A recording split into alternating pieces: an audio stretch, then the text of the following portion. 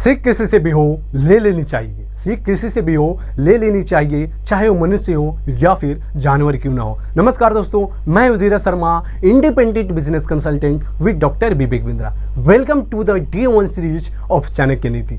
दोस्तों, आचार्य चाणक्य ने चाणक्य नीति में मनुष्य के लिए वो बातें बताए हैं, वो विशेषताएं बताए हैं जो कि हम सब के लिए बहुत ही उपयोगी है।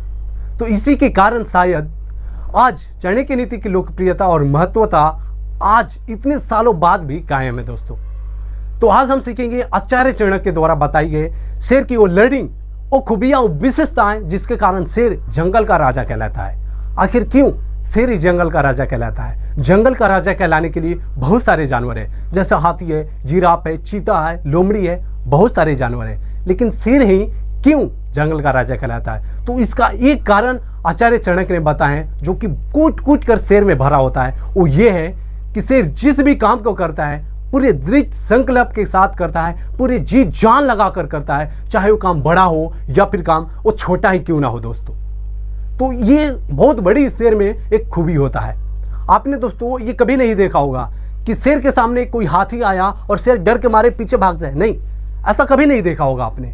और आपने ये भी नहीं देखा होगा कि शेर के सामने कोई हिरन आया और शेर ये समझने लगे कि ये तो बहुत छोटी सी जानवर है, मैं इसे ऐसे ही टहलते टहलते ग्रास अपना बना लूंगा। नहीं, ये वो ऐसा भी नहीं सोचता दोस्तों। क्यों नहीं सोचता है?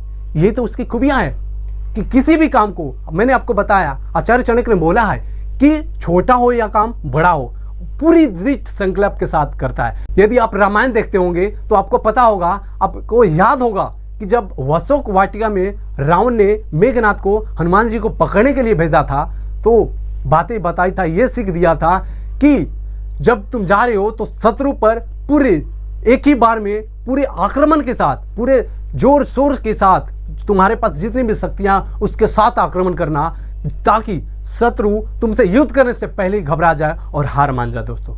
लेकिन हम लोग क्या करते हैं, छोटी सी चीज को हल्के में ले लेते हैं, और जिसका नतीजा आप सभी जानते हैं कि क्या होता है दोस्तों। शेर एक बार किसी भी शिकार को अपनी पकड़ में बना लेता है तो उसे छोड़ता नहीं है।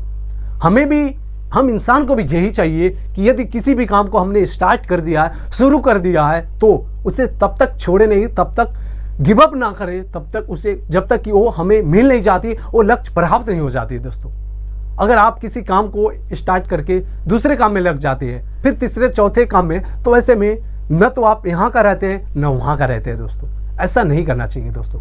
जब आप देखे होंगे कि जब कि हिरन की एक झुंड होती है, वहाँ एक शेर आता है, वो शिकार करना चाहता है, तो उसके सारे 10 ऑप्शंस होते हैं कि मैं किसे शिकार बनाऊं, लेकिन शेर किसी एक हिरन को ही अपनी शिकार, अपना लक्ष्य बनाता है दोस्तों, और उसी के सामने, उसी के आगे, उसे पीछे दौड़ाता है दोस्तों, और उसे अंत में वो प्राप्त कर ही लेता है दोस्तों। तो ये होता है दोस्तों। अगर क्या होता, शेर सभी जो हिरन होता उसके पीछे भागता है। जैसे कि शेर सोचता एक हिरन के पीछे भाग रहा है, उसके बाद वो सोचता है नहीं, ये मेरे हाथ नहीं लगेगा, मैं उसके पीछे भागूंगा, फिर दूसरा, फिर तीसरा, चौथा, ऐसे करके अगर यदि वो भागता तो उसके हाथ में एक भी हिरन न लगती दोस्तों। लेकिन शेर ऐसा नहीं करता है।